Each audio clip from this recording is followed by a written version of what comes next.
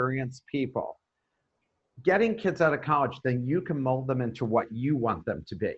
And they're willing to do anything. I mean, that's why in the military, right? They recruit kids who are 18 because they're willing to listen and do whatever it takes to succeed.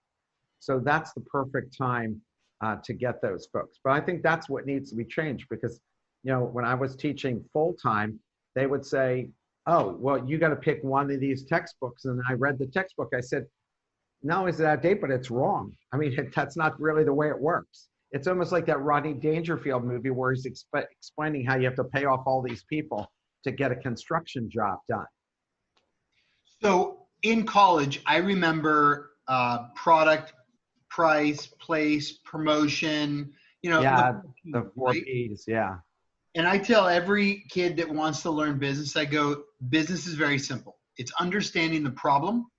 Yep. Giving a solution. I tell people, I meet with tons of entrepreneurs and they send me their business plans. And I always say, what's the problem that you're solving that somebody feels like they're willing to pay you for solving this particular problem? And I need a stat that tells me from a third-party source that this problem is really legitimate that you're talking about. Because a lot of times people think they're solving a problem. Like there's a guy, he's a great guy, and he spent a lot of money doing this, a radio VCR. And I could not figure for the life of me. So what would happen is if you missed a show that you wanted to listen to, you could go and listen to it later. And I said, but every radio show that's a show is also put up as a podcast. And he spent $75,000 on this. And I said, did you actually survey people and ask people if they would give you a pre-order for this? Because a lot of people say, oh my God, yeah, I think that sounds great. Okay, do you want to pay for it? Well, I mean, I don't know if it's really for me or not. So that's the quickest way to find out from people, oh my gosh, this is like amazing. Because if you said to somebody right now, I can give you the cure to COVID, right? Where do I write the check? Or somebody who's been hacked a lot in their computer and you said, I got this foolproof software. Let me show you how it works. Sign me up. I'm willing to buy that software. So, that's what it is. I mean, there are certain things that people can sell. I just interviewed the third generation CEO of the wiffle ball company. And that was really cool because I grew up playing wiffle ball, and wiffle ball is literally sold in every chain, like every retail chain like Target and Walmart in the United States of America, CVS, Rite Aid. There's no store you can go to that you can't buy the wiffle ball and bat to go and do that. And they solved a problem. His father was breaking the windows of their house, and they also wanted to be able to throw a curveball without hurting their arm.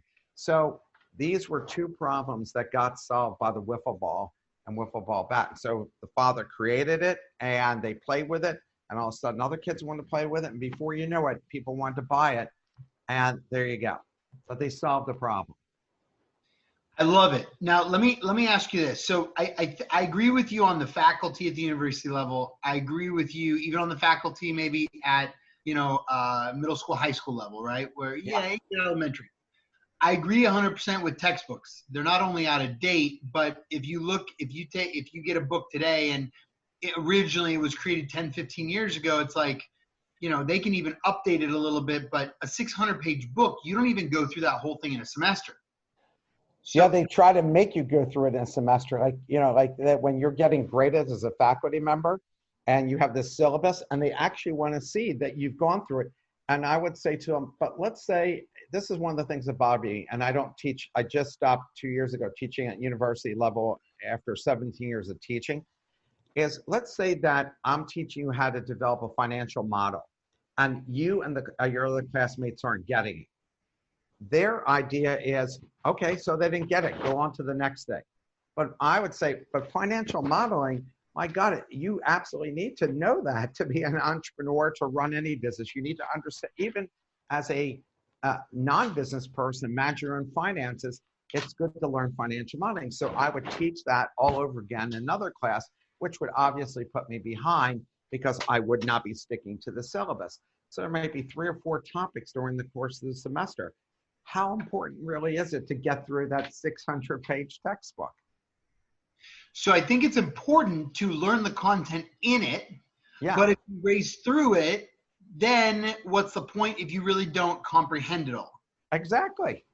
So here's my thought, and what I find is two things. It's exactly what you said too on getting a job, and we came up with, just like plumbing, construction. The biggest thing has been having a apprenticeship. Yes. If you're in the world every day, having an online college with the content for an hour a night, you just dive on, watch some videos, read some content, put it together with a class every month. My thought is it's less about the content, but it's more about how to use the content in your life. And then from there, how to then teach other people the content. Because if you can't teach somebody the content, then you can't be a leader or a manager in an organization. True. So we came up with this idea, and it's very simple. I mean, I think colleges will go to it in the future. Online college, content online, super inexpensive.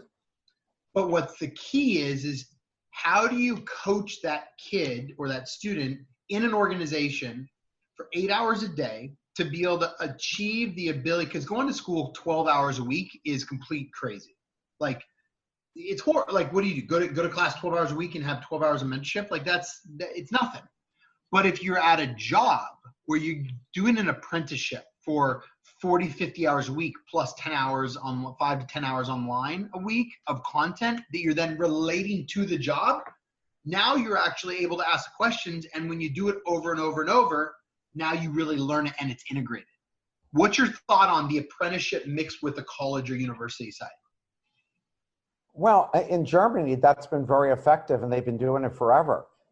So doing this as a model. So it has been. I remember I started and ran the Eastern Technology Council, and the co-chairman of our board, he wanted to bring that to the United States, this process that you're talking about now, because he felt that was most effective.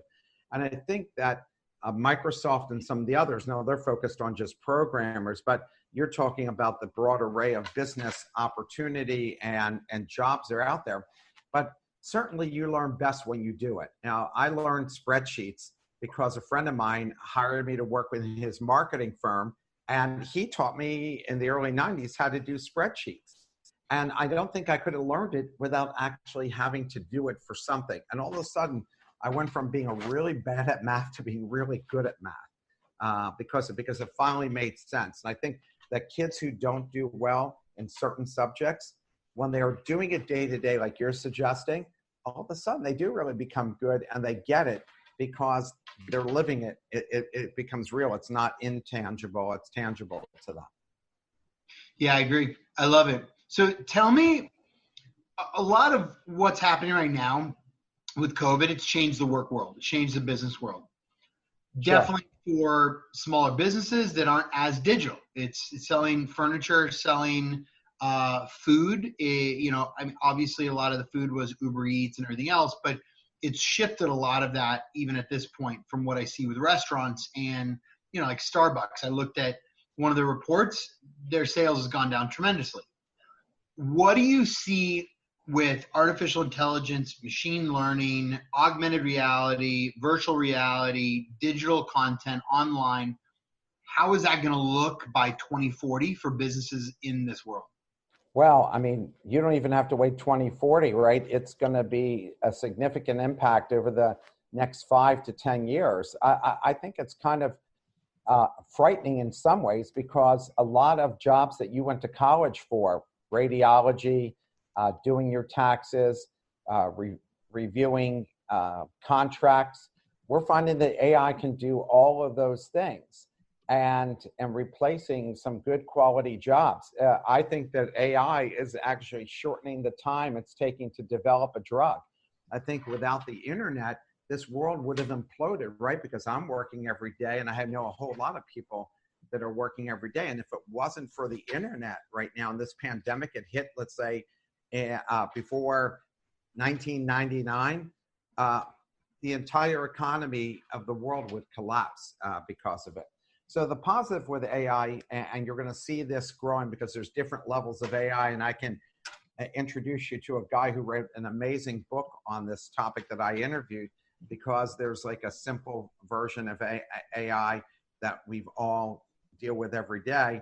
And then there's AI that plays chess games and can learn from people.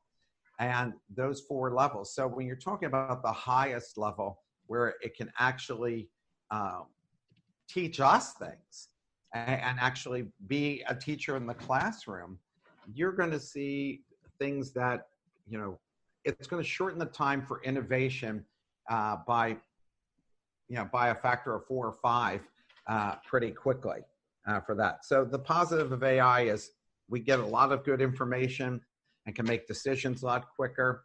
The bad part, I think, of this is that nobody's thought about how are you going to replace those jobs for people. That's always my biggest concern with new technology is, do we have a plan for people? And it sounds to me like you're developing a plan for people by having them go and take these internships and learn new skills. And by the way, I hear from people here now that are that American manufacturing, there are like 1 million jobs that people could fill, but they can't fill them because nobody wants to learn to be a welder or learn some of these jobs. Like truck driver. Yeah. I mean, truck driver, I think more people would do it if they get paid more. Like they'll say, I think there's 100,000 truck driver jobs, but if you're selling to somebody, you're going to be on the road to make $40,000, $50,000 a year, and you don't get to see your family. Not very interesting. But if you're going to pay somebody 75 to 100 to drive a truck, trust me, they'll have no shortage of truck drivers to go and do that. I mean, I think it's always a case of, what you're willing to pay people, which drives how many people really want to go and take those jobs. Yeah, I was talking to the president of the Truck Driving Association for the state of Florida, and he said there's 55,000 jobs. This was like 3 years ago, available. Yeah. I mean, from drivers to mechanics to forklifters to shippers to the whole entire industry. 55,000 jobs available. I mean, at the end of the day, I looked at that, I'm like, why don't you guys create a system with the system that's already doing things to be able to onboard these people?